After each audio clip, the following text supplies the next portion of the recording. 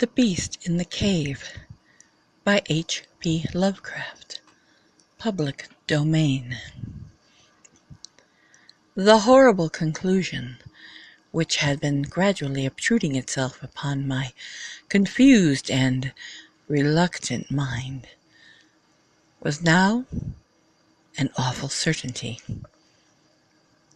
I was lost, completely, hopelessly lost in the vast and labyrinthine recesses of the mammoth cave. Turn as I might, in no direction could my straining vision seize on any object capable of serving as a guidepost to set me on the outward path, that never more should I behold the blessed light of day, or scan the pleasant hills and dales of the beautiful world outside. My reason could no longer entertain the slightest unbelief. Hope had departed. Yet, indoctrinated as I was by a life of philosophical study, I derived no small pleasure of satisfaction from my unimpassioned demeanor. For although I had frequently read of the wild frenzies into which were thrown the victims of similar situations, I experienced none of these, but stood quiet. As soon as I clearly realized the loss of my bearings. Nor did the thought that I had probably wandered beyond the utmost limits of an ordinary search cause me to abandon my composure, even for a moment.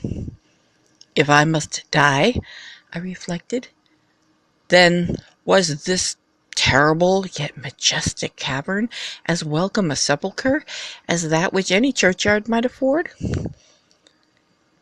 A conception which carried with it more of tranquility than of despair. Starving would prove to be my ultimate fate. Of this I was certain. Some, I knew, had gone mad under the circumstances such as these, but I felt that this end would not be mine. My disaster was the result of no fault save my own, since unbeknown to the guide I had separated myself from the regular party of sightseers, and, wandering for over an hour in forbidden avenues of the cave, had found myself unable to retrace the devious windings which I had pursued since forsaking my companions. Already my torch had begun to expire. Soon I would be enveloped by the total and most palatable blackness of the bowels of the earth. As I stood in the waning, unsteady light, I idly wandered over the exact circumstances of my coming in. I remembered the accounts which I had heard of the colony of consumptives, who, taking their residence in this gigantic grotto to find health from the apparently salubrious air of the underground world, with its steady, uniform temperature, pure air, and peaceful quiet, had found, instead, death in strange and ghastly form. I had seen the sad remains of their ill-made cottages as I passed them by with the party, and had wondered what unnatural influence a long sojourn in this immense and silent cavern would exert upon one as healthy and as vigorous as I. Now, I grimly told myself, my opportunity for settling this point had arrived, provided that want of food should not bring me too speedy a departure from this life. As as the last fitful rays of my torch faded into obscurity, I resolved to leave no stone unturned, no possible means of escape neglected.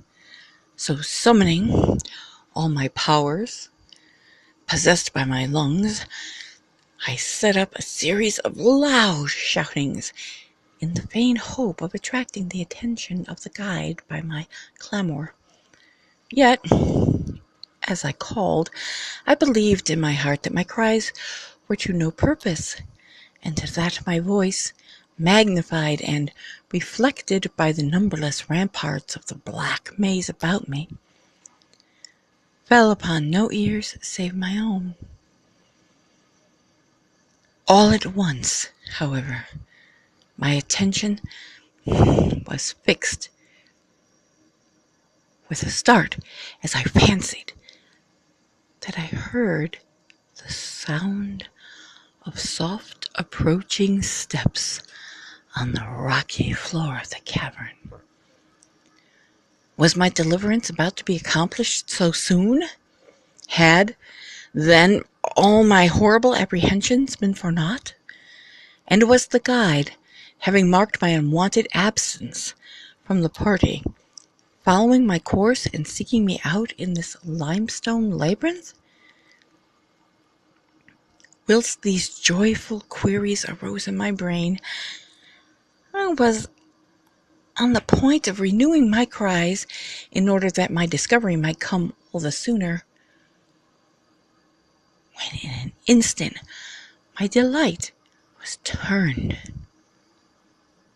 to horror as I listened.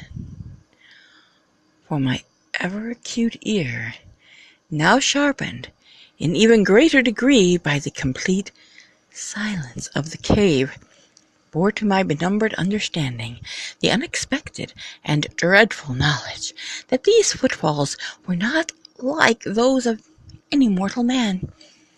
In the unearthly stillness of this subterranean region, the tread of the booted guide would have sounded like a series of sharp and incisive blows. These impacts were soft and stealthy, as of the padded paws of some feline. Perhaps, at times, when I listened carefully, I seemed to trace the falls of 4 instead of 2 feet. I was now convinced that I had by my cries aroused and attracted some wild beast, perhaps a mountain lion, which had accidentally strayed within the cave. Perhaps, I considered, the Almighty had chosen for me a swifter and more merciful death than that of hunger. Yet the instinct of self-preservation, never wholly dormant, was stirred in my breast, and though escape from the oncoming peril might but spare me for a sterner and more lingering end, I determined none the less to part with my life at as high a price as I could command. Strange as it may seem, my mind conceived of no intent on the part of the visitor, save that of hostility. Accordingly, I became quiet, in the hope that the unknown beast would, in the absence of a guiding sound, lose its direction, as had I, and thus pass me by. But this hope was not destined for realization, for the strange footfalls steadily advanced, the animal evidently having obtained my scent, which in an atmosphere so absolutely free from all the distracting influences as this cave could doubtless be followed at a great advantage. Seeing therefore that I must be armed for defense against an uncanny and unseen attack in the dark, I groped around me, the largest of the fragments of rocks which were found in all parts of the floor of the cavern in the vicinity, and grasping one in each hand for immediate use, awaited with resignation the inevitable result. Meanwhile, the hideous pattering of the paws drew near. Certainly the conduct of the creature was exceedingly strange. Most of the time the tread seemed to be that of a quadruped, walking with a singular lack of unison betwixt hind and forefeet. Yet at brief and infrequent intervals I fancied but 2 feet were engaged in the process of locomotion. I wondered what species of animal was to confront me. It must, I thought, be some unfortunate beast who had paid for its curiosity to investigate one of the entrances of the fearful grotto, with a lifelong confinement in its interminable recesses. It doubtless obtained as food the eyeless fish, bats, and rats of the cave, as well as some of the ordinary fish that wafted in every freshet of green river which communicates in some occult manner with the waters of the cave. I occupied my terrible vigil with grotesque conjectures of what alterations the cave might have wrought in the physical structure of the beast, remembering the awful appearances ascribed by local traditions to the consumptives who had died after long residence in the cavern. Then I remembered with a start that even should I succeed in killing my antagonist, I should never behold its form, as my torch had long since been extinct, and I was entirely unprovided with matches. The tension of my brain now became frightful. My disordered fancy conjured up hideous and fearsome shapes from the sinister darkness that surrounded me, and that actually seemed to press upon my body. Nearer, nearer, the dreadful footfalls approached. It seemed that I must give vent to a piercing scream. Yet had I been sufficiently resolute to attempt such a thing, my voice could scarce have responded. I was petrified, rooted to the spot. I doubted if my right arm would allow me to hurl its missile at the oncoming thing when the crucial moment should arrive. Now, the steady pat, pat of the steps was close at hand. Now, very close. I could hear the labored breathing of the animal, and terror-struck as I was, I realized that it must have come from a considerable distance, and was correspondingly fatigued. Suddenly, the spell broke. My right hand, guided by my ever-trustworthy sense of bearing, threw with full force the sharp, angled bit of limestone which it contained toward that point in the darkness from which emanated the breathing and pattering. And wonderful to relate, it nearly reached its goal, for I heard the thing jump, landing at a distance away, where it seemed to pause. Having readjusted my aim, I discarded my second missile, this time most effectively, for with a flood of joy I listened as the creature fell in what sounded like a complete collapse, and evidently remained prone and unmoving, almost overpowered by the great relief which rushed over me. I reeled back against the wall. The breathing continued. in heavy gasping inhalations and expirations, whence I realized that I had no more than wounded the creature, and now all desire to examine the thing ceased. At last, something allied to groundless superstitious fear had entered my brain, and I did not approach the body, nor did I continue to cast stones at it in order to complete the execution of its life. Instead, I ran at full speed in what was, as nearly as I could estimate, in my frenzied condition, the direction from which I had come. Suddenly, I heard a sound, or rather, a regular succession of sounds. In another instant, they had resolved themselves into a series of sharp, metallic clicks. This time there was no doubt. It was the guide. And then I shouted, I yelled and screamed, even shrieked with joy as I beheld in the vaulted arches above the faint and glimmering effulgence, which I knew to be the reflected light of an approaching torch.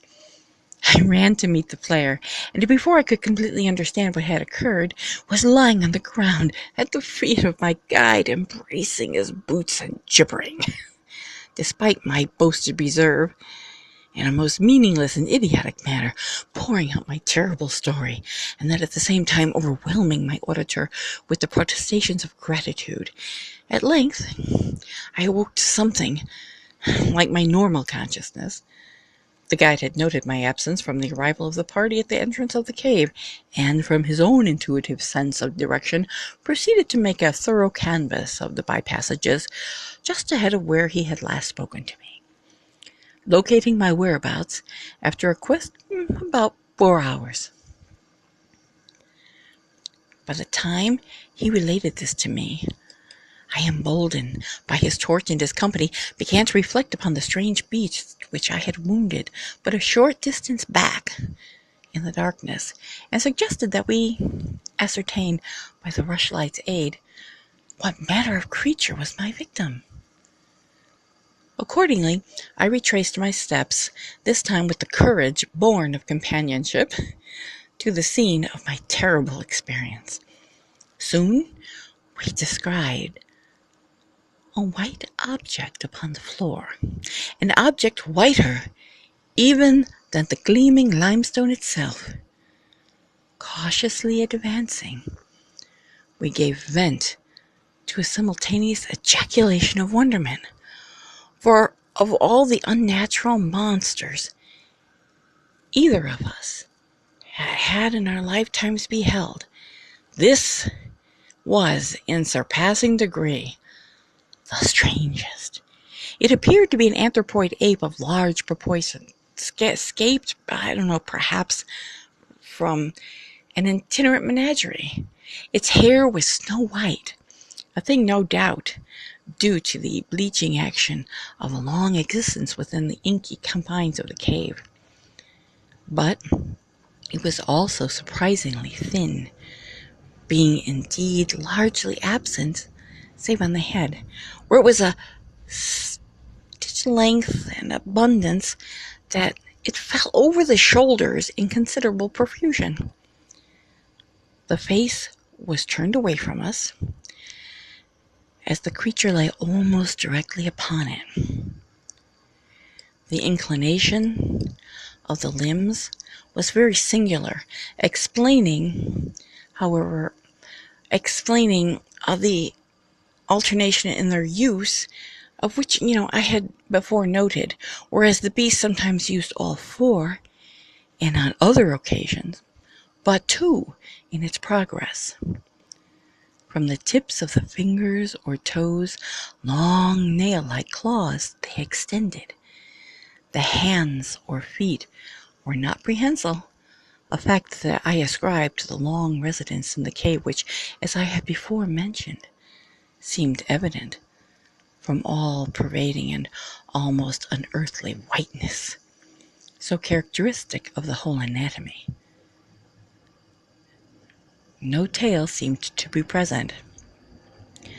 The respiration had now grown very feeble, and the guide had drawn his pistol with the evident intent of dispatching the creature, when a sudden sound emitted by the latter caused the weapon to fall unused.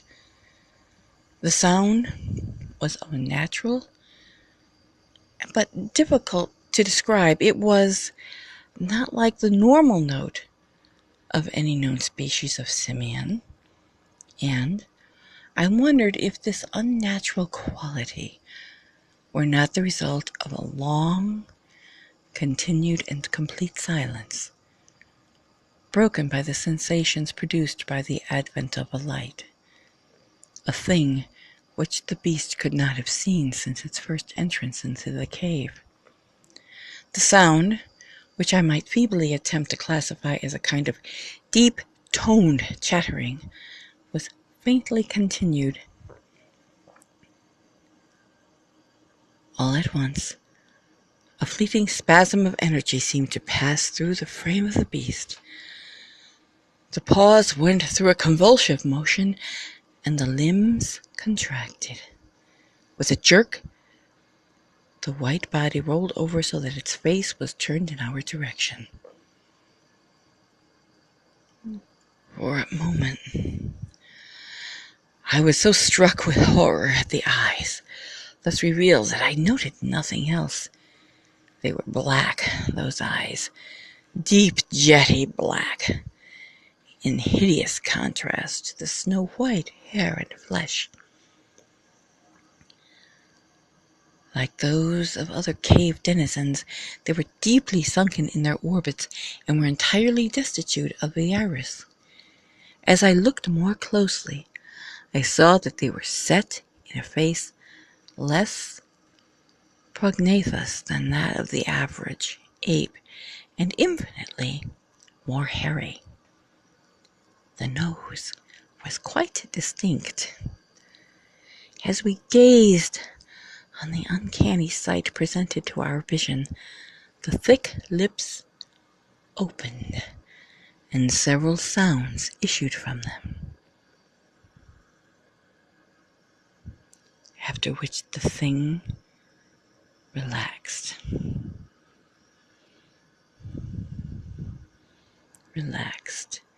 in death. The guide clutched my coat sleeve and trembled so violently that the light shook fitfully, casting weird moving shadows on the walls about us. I made no motion, but stood rigidly still, my horrified eyes fixed upon the floor ahead. Sounds uttered by the stricken figure that lay stretched out in the limestone had told us the awesome truth. The creature that I had killed, the strange beast of the unfathomed cave, was, or had at one time, been a man.